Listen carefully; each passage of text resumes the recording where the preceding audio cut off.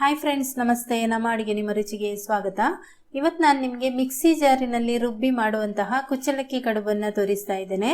ಇದು ತುಂಬ ಗಟ್ಟಿ ಇರೋದ್ರಿಂದ ಮಿಕ್ಸಿ ಜಾರ್ನಲ್ಲಿ ರುಬ್ಬೋದಕ್ಕೆ ಕೆಲವರು ಅದು ಬ್ಲೇಡ್ ಹಾಳಾಗುತ್ತೆ ಈ ಥರ ಎಲ್ಲ ಯೋಚನೆ ಮಾಡ್ತಾರೆ.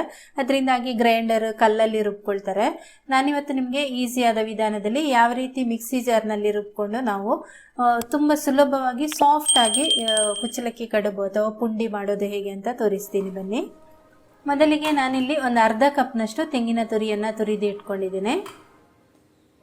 ನಂತರ ಇದರಲ್ಲಿ 2 ಲೋಟದಷ್ಟು ಅಕ್ಕಿಯನ್ನು ನಾನು ನೆನೆ ಹಾಕಿದ್ದೇನೆ. ಸುಮಾರು 8 ಗಂಟೆಗಳ ಕಾಲ ಇದನ್ನು ನೆನೆ ಹಾಕಬೇಕಾಗುತ್ತೆ. ನೀವು ಬೆಳಿಗ್ಗೆ ಮಾಡೋದಾದರೆ ರಾತ್ರಿನೇ ನೆನೆ ಹಾಕಬೇಕಾಗುತ್ತೆ, ಅಥವಾ ನೀವು ಸಂಜೆ ಹೊತ್ತಿಗೆ ಮಾಡೋದಾದರೆ ಬೆಳಿಗ್ಗೆನೇ ನೆನೆ ಹಾಕಬೇಕಾಗುತ್ತೆ. ತುಂಬ ಗಟ್ಟಿ ಇದ್ದರೆ ಕೆಲವೊಂದು ಸರ್ತಿ ನಾವು ಸ್ವಲ್ಪ ಬಿಸಿ ನೀರು ಹಾಕಿ ಕೂಡ ಇದನ್ನು ನೆನೆಸ್ತಾರೆ. ಇದನ್ನು ಒಂದು 4-5 ಬಾರಿ ಚೆನ್ನಾಗಿ ತೊಳೆದ್ಬಿಟ್ಟು ನೆನೆ ಹಾಕಬೇಕು. ಇದು ಕುಚ್ಚಲಕ್ಕಿ ಅಥವಾ ಕುಸುಬಲಕ್ಕಿ ಬಾಯ್ಲ್ಡ್ ರೈಸ್ ಅಂತ ಹೇಳ್ತೇವೆ. ಈಗ ಇದರ ನೀರನ್ನು ಬಸಿದು ಮಿಕ್ಸಿ ಜಾರಿಗೆ ಹಾಕೊಳ್ತಾ ಇದ್ದೀನಿ. ಜಾರಿಗೆ ಹಾಕೊಳ್ಳುವಾಗ ನೆನ್ಪಿಟ್ಕೊಳ್ಳಿ, ನಿಮ್ಮ ಮಿಕ್ಸಿ ಜಾರಿ ಎಷ್ಟು ದೊಡ್ಡದಿದೆ ಅದರ ಅರ್ಧದಷ್ಟು ಮಾತ್ರ ಹಾಕೋಬೇಕು. ಅದಕ್ಕಿಂತ ಜಾಸ್ತಿ ಯಾವುದೇ ಕಾರಣಕ್ಕೂ ಹಾಕಬೇಡಿ, ನುಣ್ಣಗಾಗೋದಿಲ್ಲ. ಈಗ ಇದಕ್ಕೆ ನೀರು ಹಾಕ್ತಾ ಇದ್ದೀನಿ. ನೀರು ಹಾಕೊಳ್ಳುವಾಗ ನೀವು ಸ್ವಲ್ಪ ಜಾಸ್ತಿನೇ ಹಾಕಿ ಇದನ್ನು ರುಬ್ಕೊಳ್ಬೇಕು. ಫಸ್ಟ್ ಸ್ವಲ್ಪ ಕಮ್ಮಿ ಹಾಕಿ ಒಂದು 4-5 ರೌಂಡು ತಿರುಗಿಸಿದ ಮೇಲೆ ನಿಮಗೆ ಗೊತ್ತಾಗುತ್ತೆ ನೋಡಿ. ಈ ರೀತಿ ರುಬ್ಕೊಳ್ಳುವಾಗ ನೀರು ಇದರಲ್ಲಿ ಕಮ್ಮಿ ಇದೆಯಲ್ವಾ, ಇನ್ನು ಕೂಡ ಇದಕ್ಕೆ ನೀರು ಹಾಕಬೇಕು. ನೀವು ಕಡುಬು ಮಾಡೋದು ಅಂದರೆ ಪುಂಡಿ ಮಾಡೋದಾದ್ರೂ ಅದಕ್ಕೆ ನೀರು ಸ್ವಲ್ಪ ಜಾಸ್ತಿನೇ ಹಾಕೊಳ್ಳಿ. ಆಮೇಲೆ ನಾವು ಅದನ್ನು ಗಟ್ಟಿ ಮಾಡಲಿಕ್ಕೆ ಇರುತ್ತೆ. ಸಣ್ಣ ಚಿರೋಟಿ ರವೆಯ ಹದಕ್ಕೆ ಇದನ್ನು ರುಬ್ಕೊಳ್ಬೇಕು. ಇಲ್ಲಿ ನೋಡಿ ರುಬ್ಬಿ ಆಗಿದೆ, ತೋರಿಸ್ತಾ ಇದ್ದೀನಿ ನಾನು. ಸಣ್ಣಗಿನ ರವೆ ಇರಬೇಕು, ತುಂಬ ದೊಡ್ಡ ದೊಡ್ಡ ರವೆ ಕೂಡ ಇರಬಾರ್ದು. ಯಾಕೆಂದರೆ ಇದು ಬೇಯೋದಿಲ್ಲ, ಕುಸುಬಲಕ್ಕಿ ಬೇಯೋದು ನಿಧಾನ ಅಲ್ವಾ, ಆ ಕಾರಣದಿಂದ ಸಣ್ಣಗಿನ ರವೆ ಥರ ಇರಬೇಕು. ತುಂಬ ನುಣ್ಣಗೆ ಆದರೆ ಕೂಡ ಚೆನ್ನಾಗಿ ಬರೋದಿಲ್ಲ. ರುಬ್ಬುವಾಗ ನೀರು ಕಮ್ಮಿ ಆಗಿ ಹಿಟ್ಟು ಕಲ್ಲಲ್ಲಿ ರುಬ್ಬೋ ಥರ ಅಂಟಂಟಾಗಿರಬಾರ್ದು. ಆವಾಗ ಅದು ಸರಿಯಾಗಿ ತಿರುಗೋದಿಲ್ಲ, ಬ್ಲೇಡ್ ಹಾಳಾಗೋ ಚಾನ್ಸಸ್ ಇರುತ್ತೆ. ನೀರು ಸರಿಯಾಗಿ ಹಾಕಬೇಕು. ವೈಟ್ ರೈಸಿಗಿಂತ ಒಂದು 5 ನಿಮಿಷ ಜಾಸ್ತಿ ತಗೊಳುತ್ತೆ.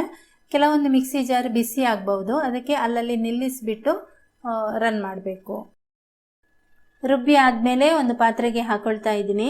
ಇಲ್ಲಿ ನೀವು ಒಂದು ಬಾಣಲೆಗೆ ಹಾಕೋಬೋದು, ಅಥವಾ ಯಾವುದಾದ್ರೂ ದಪ್ಪ ತಳ ಇರುವಂತಹ ಪಾತ್ರೆಗೆ ಹಾಕೊಳ್ಳಿ. ನಂತರ ಉಳಿದಿರುವಂತಹ ಅಕ್ಕಿಯನ್ನು ಕೂಡ ರುಬ್ಕೊಳ್ಳಿ. ನೀರು ಹಾಕಿಬಿಟ್ಟು ಎಷ್ಟು ಬೇಕೋ ಅಷ್ಟು ಹದಕ್ಕೆ ಇದನ್ನು ರುಬ್ಕೊಂಡು ಆದಮೇಲೆ ಈಗ ನೋಡಿ ಇದು ರುಬ್ಬಿ ಆಗಿದೆ. ಕೊನೆಯದಾಗಿ ಇದಕ್ಕೆ ತೆಂಗಿನ ತುರಿ ಹಾಕೋಬೇಕು. ತೆಂಗಿನ ತುರಿ ಮತ್ತು ರುಚಿಗೆ ತಕ್ಕಷ್ಟು ಉಪ್ಪನ್ನು ಹಾಕೊಳ್ಳಿ. ತೆಂಗಿನ ತುರಿ ನೀವು ಎಷ್ಟು ಬೇಕಾದರೂ ಹಾಕೋಬಹುದು, ರುಚಿ ಚೆನ್ನಾಗಿರುತ್ತೆ. ನಾನಿಲ್ಲಿ ಅರ್ಧ ಕಪ್ ಹೇಳಿದ್ನಲ್ವ, ನೀವು 1 ಕಪ್ ಕೂಡ ಹಾಕೋಬಹುದು. 1-2 ಸುತ್ತು ಗ್ರೈಂಡ್ ಮಾಡಿಕೊಂಡ್ರೆ ಸಾಕು. ತೆಂಗಿನ ತುರಿ ಹಾಕಿದ ಮೇಲೆ ನೋಡಿ ಈ ರೀತಿ. ಈಗ ಎರಡನ್ನು ಕೂಡ ಒಟ್ಟಿಗೆ ಸೇರಿಸ್ತಾ ಇದ್ದೀನಿ. ನಂತರ ಇದನ್ನು ಒಲೆಯ ಮೇಲಿಟ್ಟು ಸುಮಾರು ಒಂದು 2-3 ನಿಮಿಷ ಮೀಡಿಯಂ ಊರಿನಲ್ಲಿ ಗಟ್ಟಿ ಮಾಡ್ಕೊಳ್ಬೇಕು. ಈ ರೀತಿ ಮಾಡ್ತಾ ಹೋದರೆ ಇದು ಸ್ವಲ್ಪ ಗಟ್ಟಿ ಆಗುತ್ತೆ. ನಮಗೆ ಉಂಡೆ ಕಟ್ಟುವ ಹದಕ್ಕೆ ಇದು ಬರಬೇಕು. ಜಾಸ್ತಿ ಟೈಮ್ ತಗೊಳ್ಳೋದಿಲ್ಲ, ಇದು ಬೇಗ ಗಟ್ಟಿ ಆಗುತ್ತೆ. ಮತ್ತು ತುಂಬ ಗಟ್ಟಿನೂ ಆಗಬಾರ್ದು. ಅಕಸ್ಮಾತ್ ತುಂಬ ಗಟ್ಟಿ ಆಯಿತು ಅಂತ ಅಂದ್ಕೊಳ್ಳಿ, ಆಗ ನೀವು ಸ್ವಲ್ಪ ತಣ್ಣೀರು ಅದಕ್ಕೆ ಹಾಕ್ಕೊಂಡು ಉಂಡೆ ಕೂಡ ಕಟ್ಕೊಳ್ಬೋದು. ಉಂಡೆ ಕಟ್ಟುವ ಹದಕ್ಕೆ ಬರುತ್ತೆ ನೋಡಿ, ಅದಕ್ಕಿಂತ ಒಂದು ಸ್ವಲ್ಪ ಮುಂಚೆನೇ ಗ್ಯಾಸ್ ಆಫ್ ಮಾಡ್ಕೊಳ್ಳಿ. ಯಾಕೆಂದರೆ ಸ್ವಲ್ಪ ತಣ್ಣಗಾದ ಮೇಲೆ ಕೂಡ ಇದು ಗಟ್ಟಿ ಆಗುತ್ತೆ. ತಳ ಹಿಡಿಯದಂತೆ ಈ ರೀತಿ ಮಾಡ್ತಾನೆ ಇರಬೇಕು. ಈಗ ನೋಡಿ ಉಂಡೆ ಕಟ್ಟುವ ಹದಕ್ಕೆ ಇದು ಬಂದಿದೆ. ಗ್ಯಾಸ್ ಆಫ್ ಮಾಡ್ಕೊಳ್ತಾ ಇದ್ದೀನಿ. ಈಗ ಇದು ಸ್ವಲ್ಪ ತಣ್ಣಗಾಗಲಿ. ಒಲೆ ಮೇಲೆ ಇಡ್ಲಿ ಪಾತ್ರೆಯಲ್ಲಿ ನೀರಿಟ್ಟಿದ್ದೇನೆ. ನೀರು ಬಿಸಿ ಆಗಬೇಕು. ಇದಕ್ಕೆ ನೀರು ಸ್ವಲ್ಪ ಜಾಸ್ತಿನೇ ಇಡಬೇಕು. ವೈಟ್ ರೈಸ್ ಕಡುಬು ಮಾಡೋದಾದರೆ ಸ್ವಲ್ಪ ಕಮ್ಮಿ ಇಟ್ಟರು ನಡೆಯುತ್ತೆ, ಅದು ಬೇಗ ಬೇಯುತ್ತಲ್ವ. ಇದು ಸ್ವಲ್ಪ ಜಾಸ್ತಿ ಬೇಯಬೇಕಾಗುತ್ತೆ, ಅದಕ್ಕೋಸ್ಕರ ಇದಕ್ಕೆ ನೀರು ಕೂಡ ಸ್ವಲ್ಪ ಜಾಸ್ತಿ ಇಡಬೇಕು. ಈಗ ಹಿಟ್ಟು ನೋಡಿ ಒಂದು ಸರ್ತಿ ಈ ರೀತಿ ಚೆನ್ನಾಗಿ ಇದು ಮಾಡ್ಕೊಳ್ಳಿ. ಕೈಯಲ್ಲಿ ಕೂಡ ನೀವು ಚೆನ್ನಾಗಿ ಅದನ್ನು ನಾದ್ಕೊಳ್ಬೋದು. ನಂತರ ಮೀಡಿಯಂ ಸೈಜ್ಗೆ ಉಂಡೆಗಳನ್ನು ಕಟ್ಕೊಳ್ಳಿ. ಮುಂಚೆ ಆದರೆ ಸೌದೆ ಒಲೆಯಲ್ಲಿ ತುಂಬ ದೊಡ್ಡ ದೊಡ್ಡ ಉಂಡೆ ಮಾಡ್ತಾಯಿದ್ರು, ಜಾಸ್ತಿ ಟೈಮ್ ಬೇಯಲಿಕ್ಕೆ ಕೂಡ ಇಡ್ತಾಯಿದ್ರು. 1 ಗಂಟೆ ಎಲ್ಲ ಬೇಯಬೇಕದು. ಈಗ ಗ್ಯಾಸ್ ಒಲೆಯಲ್ಲಿ ಮಾಡೋದ್ರಿಂದ ತುಂಬ ಜಾಸ್ತಿ ದೊಡ್ಡ ದೊಡ್ಡ ಉಂಡೆ ಮಾಡಿದ್ರೆ ಬೇಯೋದಕ್ಕೆ ಕೂಡ ಟೈಮ್ ಜಾಸ್ತಿ ತಗೊಳುತ್ತೆ. ಅದಕ್ಕೋಸ್ಕರ ಇಲ್ಲಿ ಒಂದು ಮೀಡಿಯಂ ಸೈಜ್ನ ಉಂಡೆ ಮಾಡ್ಕೊಳ್ಳಿ. ನೋಡಿ ಈ ಥರ ನೀವು ಮಾಡ್ಕೊಳ್ಬೋದು, ಅಥವಾ ಉಂಡೆ ಆಕಾರ ಕೂಡ ಮಾಡ್ಕೊಳ್ಬೋದು. ತಣ್ಣಗಾದ್ಮೇಲೆ ಅಕಸ್ಮಾತ್ ಹಿಟ್ಟು ಏನಾದರೂ ಗಟ್ಟಿ ಆಯ್ತು ಅಂತ ಅಂದ್ಕೊಂಡ್ರೆ ಅದಕ್ಕೆ ಒಂದು ಸ್ವಲ್ಪ ನೀರು ಹನಿಸಿಕೊಂಡು ನಂತರ ಅದನ್ನು ಚೆನ್ನಾಗಿ ಮಿಕ್ಸ್ ಮಾಡಿಕೊಂಡು ಉಂಡೆ ಕಟ್ಕೊಳ್ಬೋದು ನೀವು.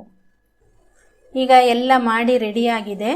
ಹಾಗೆಯೇ ನೀರು ಕೂಡ ಕುದಿ ಬರ್ತಾ ಇದೆ. ಇಡ್ಲಿ ಪ್ಲೇಟನ್ನು ಇಟ್ಟು ಅದರಲ್ಲಿ ಒಂದೊಂದಾಗಿ ಇಡ್ತಾ ಇದ್ದೀನಿ. ತಟ್ಟಿ ಇರುವಂತಹ ಪಾತ್ರೆ ನಿಮ್ಮ ಹತ್ರ ಇಲ್ಲ ಅಂದರೆ ಈ ರೀತಿ ಇಡ್ಲಿ ಮಾಡುವಂತಹ ಪಾತ್ರೆ ಎಲ್ಲರ ಹತ್ರನೂ ಇರುತ್ತೆ. ಇದರಲ್ಲಿ ಕೂಡ ನೀವು ಬೇಯಿಸ್ಕೊಳ್ಬೋದು.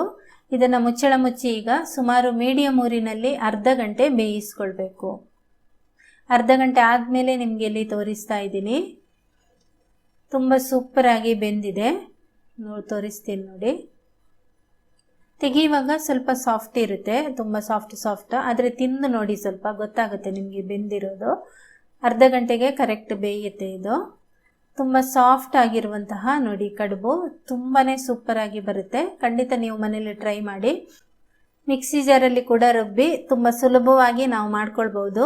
ರುಬ್ಬುವಾಗ ನೀವು ಸ್ವಲ್ಪನೇ ಹಾಕಿ ರುಬ್ಕೊಳ್ಬೇಕು ಅಷ್ಟೇ. ಮಿಕ್ಸಿ ಜಾರ್ ಹಾಳಾಗೋದಿಲ್ಲ. ಮತ್ತು ಅದಕ್ಕೆ ನೀರು ಕರೆಕ್ಟಾಗಿ ಹಾಕಬೇಕು, ಇಲ್ಲಾಂದರೆ ಬ್ಲೇಡ್ ಹಾಳಾಗುತ್ತೆ. ಓಕೆ ಫ್ರೆಂಡ್ಸ್, ಈ ಒಂದು ರೆಸಿಪಿ ನಿಮಗೆ ಇಷ್ಟ ಆಗಿದ್ರೆ ಲೈಕ್ ಮಾಡಿ, ಶೇರ್ ಮಾಡಿ, ಕಮೆಂಟ್ ಮಾಡಿ. ಹಾಗೆಯೇ ನಮ್ಮ ಚಾನಲ್ಗೆ ಸಬ್ಸ್ಕ್ರೈಬ್ ಆಗಿ. Thank you.